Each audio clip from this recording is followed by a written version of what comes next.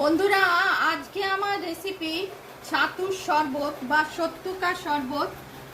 এটা healthy breakfast recipe. গ্রীষ্মকালে যখন কিছু খেতে ইচ্ছে করে না, এই শরবতটা বানিয়ে তৈরি করে অনেকক্ষণ পেট ভরে থাকে।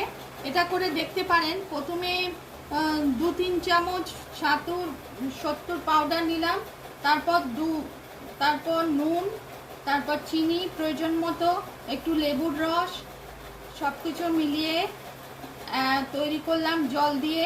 তারপর ভাজা জিরে গুঁড়ো, গোলমরিচ গুঁড়ো আর চাট মশলা দিয়ে একসঙ্গে করে টেস্টটাকে আরও বাড়িয়ে দেয়।